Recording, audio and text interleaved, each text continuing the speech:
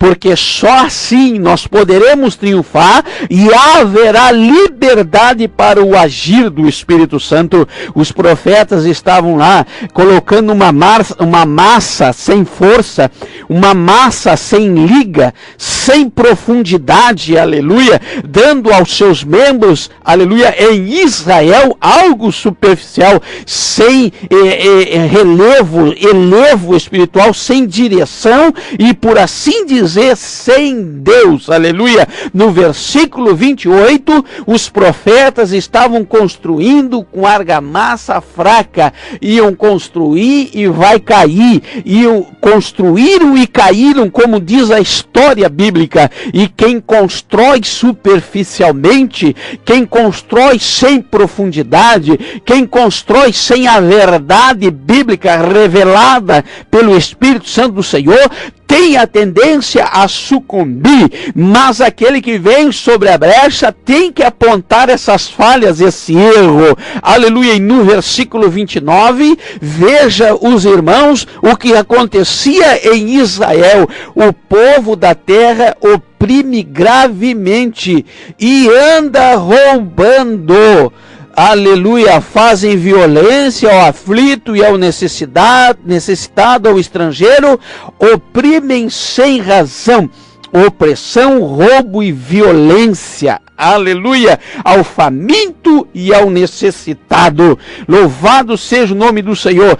Tudo o que estava acontecendo em Israel, Deus queria levantar um homem para apontar a falha, a apontar aonde estava o problema, aleluia. Hoje, se alguém se levantar sobre a brecha, como nós mesmos clamamos, e eu sou um deles, aleluia, essa pessoa é levantada por Deus, começa a apontar a falha, começa a apontar o problema, e logo é tirada, excluída, logo é deixada de lado. Deus não fala mais, aleluia.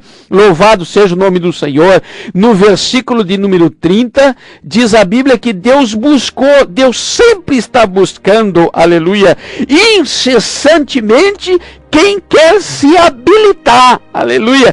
Todo mundo pode até dizer, eu quero ir sobre a brecha, eu quero ser um desses que venha a ser colocado na brecha, mas na hora que se encontra com a realidade, em que ele tem que apontar as falhas, aleluia, logo muitos, e eu quero dizer que 99% daqueles que são levantados como atalaias da brecha, retrocedem, aleluia, não generalizando, como já falei aqui, mas é o que acontece quando alguém se predispõe a fazer a vontade de Deus sobre a brecha. Esse tem que apontar aonde está o problema, não para que as pessoas venham ser condenadas, não, mas o pecado ser condenado, o pecado ser apontado e ser eliminado de dentro da congregação, de dentro daquele sistema lá. 5 coisas que eu aprendo aqui, quando a Bíblia diz assim, busquei que levantasse o muro e se colocasse na brecha. 5 coisas aqui. O muro estava caído, baixo, o muro baixo. Primeira coisa que eu aprendo, vulnerabilidade, vulnerável. As pessoas estão vulneráveis, as igrejas estão vulneráveis, porque os seus muros estão baixos. A segunda coisa que eu aprendo aqui, brecha. Aleluia, brecha e sem ninguém na brecha. Acessibilidade do inimigo. O inimigo pode entrar e sair pela brecha, se andar, instalar o pecado e sair e entrar a hora que bem quer. Aleluia. Terceira coisa aqui, as defesas comprometidas. Louvado seja o nome do Senhor. Nós estamos vendo por aí muitas denominações, de um modo geral, aleluia, com o seu sistema comprometido. A quarta coisa que nós aprendemos aqui, na terra, é para a igreja essa palavra. Tem que ter alguém na brecha, aleluia, e esse que está na brecha tem que ser ouvido sim, aleluia, para que o nome de Jesus seja glorificado, para que o pecado saia de dentro da igreja, aleluia, e o nome de Jesus seja sempre glorificado. A quinta coisa que eu aprendo aqui, ninguém, aleluia, se habilita assim, aleluia. Falta coragem, senhores. Falta coragem, meus irmãos, para irem para a brecha, aleluia. Porque quando se predispõe para ir para a brecha, quem é que vai apontar os erros do sistema, aleluia? Quem estiver do lado de Deus, certamente Deus estará do lado dele.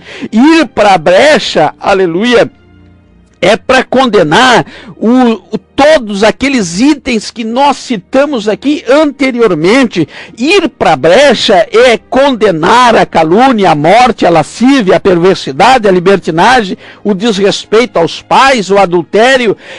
Quem vai para a brecha tem que condenar o suborno, a usura, a avareza, aleluia, o lucro desordenado. Tudo isso, quem vai para a brecha tem que ir para a brecha disposto a tudo, inclusive a morrer.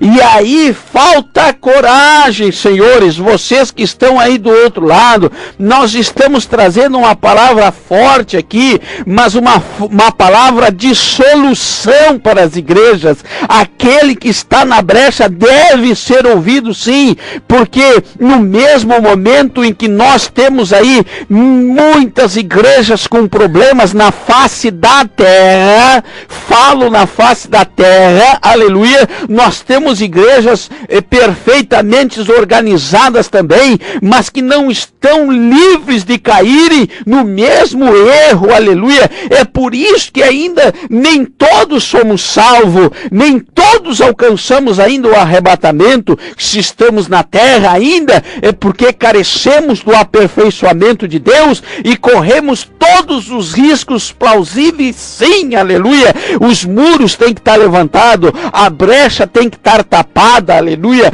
Lá no Salmo 101, verso 6, diz a Bíblia: os meus olhos procurarão os fiéis da terra, para que estejam comigo. O que anda em caminho reto, esse me servirá, aleluia. Esse era o erro de Israel, e se repetia. Esse era o erro, aleluia, da humanidade hoje, e se repete. Ministérios caindo, denominações sumindo, problemas eclesiásticos, entre outros, sobre a face da terra, sim, aleluia. E é preciso que alguém venha sobre a brecha. Eu quero te falar agora de 3 personagens que foram sobre a brecha, aleluia. O primeiro personagem, João Batista, aleluia. O primeiro, havia a brecha do silêncio ali em Israel, 400 anos de silêncio.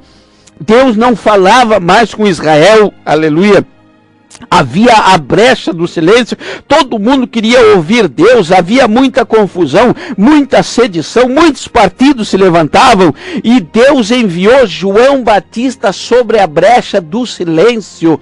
João Batista durou cerca de 6 meses e foi decapitado, porque este homem veio sobre a brecha, aleluia, preencher o vazio, preencher ali aquela parte, aquele espaço que trazia, aleluia,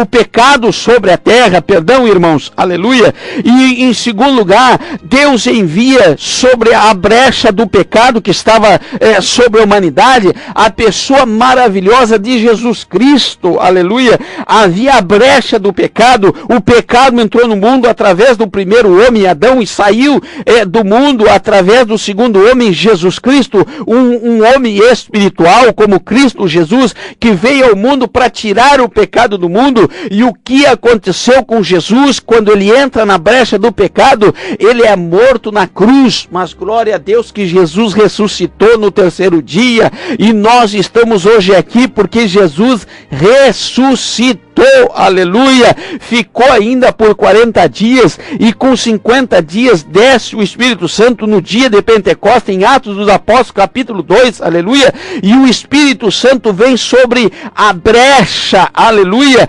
trazendo o Espírito Santo à igreja do Senhor, preparando a igreja para o dia do arrebatamento, ensinando a igreja a buscar a presença do Senhor, aleluia, e assim o Espírito Santo entra na brecha do caos, aleluia, o caos social, o caos moral, aleluia, o caos econômico, todos os caos que possa se imaginar, está aí a igreja na brecha, aleluia, salgando a terra, iluminando a terra, fazendo a obra do Senhor, aleluia, porque essa é a vontade do Senhor. E o que vai acontecer com a igreja? Haverá uma grande perseguição, e então a igreja será arrebatada, e um dia estará para sempre com o Senhor nos ares, aleluia. O que aconteceu com os enviados, o que aconteceu com todo aquele que foi sobre a brecha, você pode ver a história de João, de Jesus, da igreja, você vai ver o resultado daquele que vai sobre a brecha.